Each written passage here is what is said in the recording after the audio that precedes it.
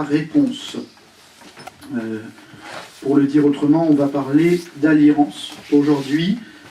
Et pour vous aider à entrer dans cette démarche de l'alliance, d'aller regarder quelques alliances de l'Ancien Testament. Je dis bien quelques parce qu'en réalité, il y en a un certain nombre qui pourraient être vus autrement. Alors j'en profite pour dire aussi, c'est en courant alternatif, j'en profite aussi pour vous dire l'importance de venir avec une Bible. Parce que bien souvent, on va lire des passages de l'écriture. Je vais renvoyer à des citations. Et si jamais vous avez... Vous, le verset 1.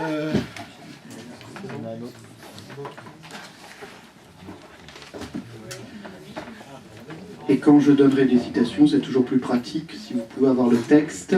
Et puis c'est une habitude à prendre de pouvoir aller rapidement d'un passage à l'autre dans l'écriture. Je vous dirais ce que me disait mon instituteur quand j'étais au primaire. Le maçon vient avec sa truelle. Et bien, de la même manière, quand on fait de la Bible, quand on fait même de la théologie, de toute façon, c'est toujours important d'avoir une Bible à côté de soi. Alors, je ne vous dis pas forcément de venir avec la Bible en plusieurs volumes, ou même la Bible avec toutes les notes. Hein. Vous avez je ne vais pas retrouver le mot, c'est pas grave. Vous avez des versions plus courtes avec des notes un peu moins importantes. Je vois là sur Traduction Œcuménique ou en Bible de Jérusalem des formats, des formats moyens qui vont très bien. On n'est pas dans une étude exégétique non plus poussée. Hein. Après à la maison, si vous avez des Bibles en grand format avec les notes de bas de page, les introductions et tout ça, c'est bien, ça peut vous aider aussi. Mais pour ici, au moins d'avoir le texte sous les yeux. Donc ça, c'était ce que je voulais vous dire, puisque, comme peut-être vous l'avez vu pour ceux qui ont déjà regardé, dans les travaux sur les textes, j'ai mis d'autres références.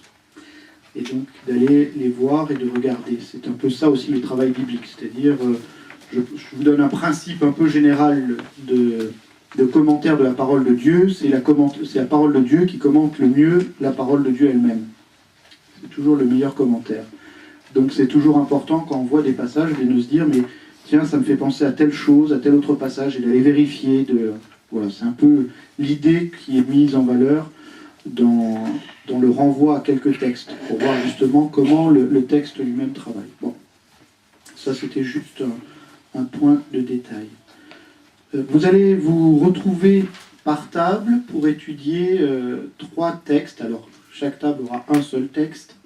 Bien entendu, donc 2 tables auront le même texte. Sur ces alliances, j'ai voulu me limiter à des alliances qui sont très connues, enfin en tout cas au moins comme cela, mais que ça soit l'occasion d'aller voir un peu ce qui se trouve dans ces différentes alliances. Donc la première, c'est ce qu'on appelle l'alliance avec Noé, l'alliance noétique, voilà, pour ceux qui aiment les mots bizarres. Ensuite, il y aura un des récits d'alliance, parce qu'il y a plusieurs récits d'alliance chez Abraham, donc c'est l'alliance abrahamique. Et puis ensuite, on aura la remise de la loi au Sinaï, donc l'alliance mosaïque ou sinaïtique, si vous aimez. Voilà, je vous donne des adjectifs aujourd'hui.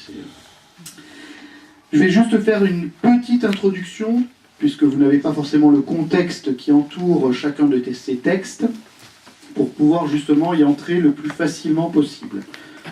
Le premier texte, donc, qui sera Genèse, le chapitre 9 du livre de la Genèse. Alors pour le coup, je vais peut-être repartir depuis le début du livre de la Genèse, là ça ne fait pas trop loin. Donc création du monde, tout le monde est à peu près au clair, les 2 récits de création, Genèse 1 et Genèse 2. Ensuite, vous avez les récits, on va laisser entrer. Ensuite, il y a les récits avec l'homme et la femme dans le paradis, dans le jardin d'Éden, avec la chute, donc 3-4. Ensuite, vous avez la mort d'Abel, tué par Caïn, premier meurtre. Et puis vous avez un certain nombre de personnages qui nous sont présentés avec une profusion de vie, comme j'avais dit la dernière fois, cette profusion de vie qui se répand et avec des listes de générations, de généalogie, voilà. Et arrive le chapitre 6 avec Noé. Le texte nous dit que Dieu vit que sur Terre, les gens faisaient n'importe quoi. Ils ne pensaient qu'à manger et à se battre. Et Dieu ne reconnaît pas son projet de création. D'une certaine manière, il y a une forme de rupture avec l'alliance qui était inaugurée dans le récit de création. Puisque dans le récit de création, vous avez une alliance, déjà, entre Dieu et l'homme.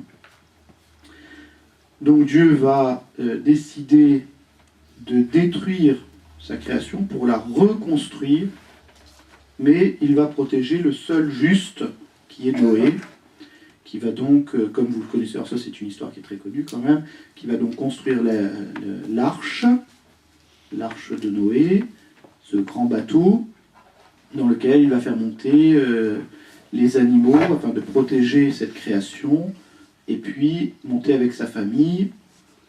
Arrive le déluge, destruction de cette création, en tout cas d'une partie de la création, et puis la décrue, et Noé sort, et le passage que vous allez regarder, que vous allez étudier, Genèse 9, se trouve après cette décrue. Et comment Dieu va rétablir une alliance avec son peuple à travers Noé. Voilà. Après, je vous laisserai découvrir ce passage que je pense que vous connaissez en partie, mais qui vient nous dire, et qui vient renouveler une alliance. C'est intéressant aussi de voir, je l'ai mis dans les questions, hein, donc vous verrez ça, comment il y a des reprises de ce qui se trouvait déjà avant dans le texte biblique. Voilà pour ce premier texte. Est-ce clair ou est-ce qu'il y a besoin de préciser quelque chose? Je pense que Noé, tout le monde connaît à peu près, en tout cas, même si ce n'est pas dans le détail, mais au moins là, l'ensemble. Deuxième texte que j'ai choisi, c'est Genèse 17. Alors Genèse 17, je vais peut-être aller plus vite puisque la dernière fois, j'ai beaucoup développé sur le cycle d'Abraham. Je vais simplement rappeler les choses. Hein. Donc la dernière fois, nous avions vu que Abraham recevait un appel au milieu de ses propres difficultés, au milieu de un homme qui n'a pas de descendance, un homme qui arrive à la vieillesse, et ainsi de suite, et il reçoit cette promesse de Dieu à la fois d'une descendance et d'une terre. Et comme je vous l'avais dit la dernière fois, on a vu une progressivité dans la compréhension qu'a Abraham de cette promesse, et de comment cette promesse va se réaliser. Et bien justement, Genèse 17 est la dernière vision avant la réalisation complète de la promesse, en tout cas de la descendance. Puisque c'est dans ce texte-là qu'il va bien préciser que sa descendance, ce sera un enfant avec Sarah, et non pas un enfant tout court, comme je vous l'avais bien montré la dernière fois, à travers les solutions humaines qu'a cherché Abraham, et comment Dieu vient lui donner une alliance. Une alliance avec des signes, avec des promesses. Donc vraiment, de replacer ça dans le contexte, c'est pour ça que je vous demanderai, et que là il y a vraiment besoin d'une Bible, de regarder la vision, enfin l'apparition de Dieu à Abraham en Genèse 15, et de voir justement quelles sont les différences. C'est intéressant de voir, parce que une lecture rapide pourrait nous dire, Genèse 15 et Genèse 17, ça dit la même chose. Mais c'est pas vrai. D'abord, la Bible, quand elle répète quelque chose, c'est qu'il y a une raison. C'est pas par plaisir de redondance. Donc c'est toujours intéressant de se dire, oui, ça parle de la même chose, mais qu'est-ce qui nous est dit? Comment ça nous est dit? Qu'est-ce qui n'y est pas par rapport à la dernière fois? Qu'est-ce qui n'y est plus? Voilà, c'est ça. À la fois la vision générale, mais aussi les différences qui existent. Et ces différences nous disent quelque chose de l'évolution. Et ça demande une lecture attentive. Même si vous le faites à grands traits, ça me semble important. Donc c'est l'annonce de la naissance à Abraham d'Isaac, et puis en Genèse 18, il y aura l'annonce à Sarah de la naissance d'Isaac aussi. Voilà pour Genèse 17, pour le contexte. Je pense que de toute façon, ça, vous l'aviez à peu près à l'esprit par rapport à ce qu'on a fait la dernière fois. Y a-t-il des questions par rapport à ça, ou est-ce que c'est clair? Je dois être très clair aujourd'hui. Alors. Troisième texte, Exode 20. qui est un texte très, très connu, hein, c'est celui qu'on appelle les 10 commandements ou le décalogue. En tout cas, c'est un des décalogues, puisque dans la Bible, il y a 2 décalogues. Ça sera peut-être la découverte du jour. Vous avez en Exode 20, vous avez un décalogue, vous en avez un autre en Deutéronome 5, je crois, de mémoire. Donc voilà, il y a 2 Deutéronomes. On aurait pu s'amuser à faire l'étude comparée des deux décalogues, pardon. Des 2 décalogues. Mais ça ne va pas être le cas. Donc Exode 20, c'est, pour replacer dans le contexte, donc vous rappelez que le peuple va aller à la suite de Joseph à la fin de la Genèse, avec Jacob et tous ses fils en Égypte. Ils vont vivre en Égypte. Puis le livre de l'Exode fait le lien avec la fin du livre de la Genèse en nous disant que les Hébreux sont là depuis bientôt 400 ans, qu'ils se sont multipliés et qu'arrive une persécution du pharaon de l'époque qui ne connaissait pas Joseph, nous dit le texte biblique, et qui va donc maltraiter le peuple, d'abord en faisant tuer les mâles, ensuite en empêchant les naissances, et ainsi de suite. Et Dieu va voir la souffrance de son peuple, l'entendre, comme nous dit le passage du buisson ardent, et il décide d'envoyer Moïse afin de libérer son peuple. Vous avez l'épisode des plaies d'Égypte, je ne vais pas m'arrêter là-dessus, tout le processus qui va conduire un moment à Pharaon à accepter de laisser partir le peuple. Donc le peuple va pouvoir enfin partir après la dernière plaie d'Égypte, qui est la mort des premiers-nés, et ils vont donc être poursuivis par les armées de Pharaon, et vont se retrouver à devoir, alors, on ne va pas rentrer dans les détails, mais en tout cas on va dire la traversée de la mer Rouge, pour faire simple, et puis l'armée de Pharaon qui est détruite. Très bien. Le peuple commence ses pérégrinations dans le désert, avec des récriminations d'ailleurs, très rapidement, puisque le peuple va se plaindre en disant il n'y a pas à boire, puis il n'y a pas à manger, et puis c'est pas bien, et puis ça devrait être autrement, enfin bref, tout. Ils râlent quoi, c'est normal. Donc, il y a tout ça. Et puis ils arrivent au moment au Sinaï, et d'ailleurs le Sinaï c'est le lieu où Abraham a eu la rencontre du buisson ardent. Pas sûr, mais à côté. Et donc, vous allez avoir là ce qu'on appelle la théophanie, je devrais l'écrire, théophanie, c'est-à-dire c'est la manifestation de Dieu. Théophanie, ça s'écrit T-H-E accent aigu O, et Fanny P-H-A-N-I-E, comme dans l'épiphanie, c'est la même racine. Donc c'est l'apparition de Dieu. Donc Dieu va se manifester à son peuple sur la montagne du Sinaï, en particulier à travers le tonnerre, la tempête, la sonnerie des trompettes, et ainsi de suite. Et Dieu va donner, par l'entremise de Moïse à son peuple, les 10 paroles. Et c'est donc ce qu'on appelle l'alliance de Moïse, l'alliance du Sinaï, qui est une alliance extrêmement importante, qui va d'ailleurs marquer, qui continue de marquer les Juifs aujourd'hui, puisque c'est vraiment là l'alliance primordiale. Donc de voir comment fonctionne cette alliance. Qu'est-ce que ça veut dire, l'alliance avec Dieu au Sinaï? L'intérêt de voir ces 3 alliances, on aurait pu en voir d'autres, puisqu'il y a d'autres alliances qui existent dans la Bible, c'est de voir comment se fait ce processus, qui est engagé, comment chacun y est engagé, qui dit quoi, qui fait quoi, qui doit faire quoi. Ça c'est intéressant. Une alliance, Thierry en parlera plus longuement tout à l'heure, mais une alliance c'est un accord. C'est ça, quand des pays font une alliance, c'est qu'ils mettent un accord, ils écrivent un papier, ils disent voilà ce que devra faire chacun, l'aide mutuelle en cas de guerre, enfin j'en sais rien, ou si c'est une alliance économique, comment cela doit se vivre, ainsi de suite. Dans les alliances dans la Bible, vous avez un peu dans le même genre, un accord. Mais qui accorde quoi à qui? C'est surtout ça qui est intéressant. Et une fois que vous aurez pu faire ce travail, chacun, puisque vous n'avez pas étudié les 3 textes, ça serait trop long, il y aura l'occasion de faire une petite remontée, et puis on verra le sens de l'alliance apportée par Jésus lui-même. Voilà. Cette nouvelle alliance, comme on l'appelle. Qu'est-ce qu'elle a de nouvelle et qu'est-ce qu'elle apporte? Voilà.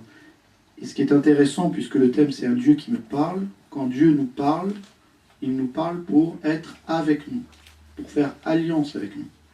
Il ne parle pas comme ça en l'air. C'est toujours dans le but de se rapprocher de l'homme et que l'homme soit avec Dieu. Vous pouvez regarder toutes les apparitions de Dieu auprès de personnages dans la Bible, c'est toujours pour apporter à la fois une bonne nouvelle, enfin en tout cas pour inviter à la conversion et pour inviter à se rapprocher de lui. Voilà, il est 28, je pense que ça suffira comme introduction, sauf si vous avez des questions. Oui. Vous avez supposé les tables de la loi en ce qui concerne Moïse. Est-ce que ça, les tables de la loi, pour l'instant, moi je ne sais plus exactement ce qui est écrit sur les tables de la loi. C'est les 10 commandements. C'est les 10 commandements. Oui, exactement. Les 10 commandements. Oui, ou le décalogue, vous l'appelez comme vous voulez. C'est gravé, en tout cas au début c'est gravé par Dieu lui-même, par le doigt de Dieu, nous dit le texte, et Moïse descend du Sinaï avec les tables de la loi, qu'il cassera d'ailleurs, donc il faudra les refaire. Et ce sont ces tables de la loi qui seront mises dans l'arche de l'Alliance. Quand l'arche d'Alliance sera réalisée à la fin du livre de l'Exode, eh bien les tables de la loi seront mises dans cette arche d'Alliance. Tout à l'heure j'ai vu qu'il y avait une représentation, enfin une tentative de représentation de ce qu'était l'arche d'Alliance. Voilà, c'est intéressant, c'est-à-dire que ce qui fait le cœur de l'alliance entre le peuple et Dieu est mis dans un objet précieux, et cette arche d'alliance sera mise ensuite au cœur du temple de Jérusalem, dans le Saint des Saints. Parce que peut-être que vous savez que le temple de Jérusalem avait plusieurs cours. Vous aviez la cour un peu générale où tout le monde pouvait venir, même les païens, puis ensuite vous avez la cour où pouvaient venir les femmes, puis ensuite vous aviez la cour des hommes, et puis ensuite vous aviez la cour des prêtres, puis après vous aviez le Saint des Saints, où le grand prêtre ne rentrait qu'une fois par an pour dire le nom de Dieu, le jour du grand pardon, du Yom Kippour. Et il demandait à Dieu de faire descendre sa miséricorde sur son peuple. Et c'était la seule fois où on entrait dans le Saint des Saints, où il y avait l'arche d'alliance avec les tables de la loi dedans. D'autres questions? Juste, le deuxième décalogue, il est à quel moment alors? C'est dans Deutéronome. Alors, ça demanderait de prendre du temps de voir comment... le Deutéronome, c'est le 5e livre du Pentateuque, ou de la Torah, suivant qu'on parle en grec ou en hébreu. C'est le 5e, qui est un ensemble de discours que Moïse donne dans le désert avant d'entrer. C'est d'ailleurs dans ce passage-là qu'on a la mort de Moïse, puisque Moïse n'entre pas dans la terre promise, il meurt sur le mont Nebo, et donc c'est une reprise. Il se trouve que du point de vue biblique, le Deutéronome est révélateur d'un courant théologique fort qui sera basé plus sur la parole que sur le sacrifice. C'est-à-dire que dans le livre du Deutéronome, à la différence du livre de l'Exode, dans le livre de l'Exode, vous avez, après le chapitre 20 quasiment, enfin après le chapitre 30 plus exactement, après le veau d'or, 32 le veau d'or. Après le veau d'or, vous avez tout un ensemble de choses qui vont nous parler comment doit être organisé le culte dans le temple de Jérusalem qui n'existe pas encore. Et vous aurez le livre du Lévitique qui suit juste derrière, qui va encore développer là-dessus. Le Deutéronome, lui, est placé plus sur la question du respect de la loi et comment vivre la loi. On pense que c'est un texte postérieur, qui est une relecture, et donc il y a des légères modifications entre les deux décalogues. Voilà. Mais pas flagrantes, hein. C'est sur des nuances. Comme tout à l'heure, quand je vous dis entre Genèse 15 et Genèse 17, c'est dans des nuances. Mais les nuances nous disent quelque chose de l'évolution de la compréhension de la loi de Dieu. Voilà, pour faire rapide. Et ce Deutéronome a été, je mets bien beaucoup de guillemets, aurait été retrouvé dans le temple de Jérusalem sous le règne du roi Josias en 622, avant Jésus-Christ, bien entendu, qui serait l'occasion d'une réforme, c'est-à-dire de repousser tous les cultes païens qui avaient tendance à être présents et revenir à un monothéisme strict. Ce qui était le cas du Deutéronome. Le livre du Deutéronome est un monothéisme strict. Je ne dis pas que dans l'Exode vous avez du polythéisme, mais c'est vraiment un retour, et le fait de refuser toute possibilité même de laisser supposer qu'il peut exister d'autres divinités. Voilà.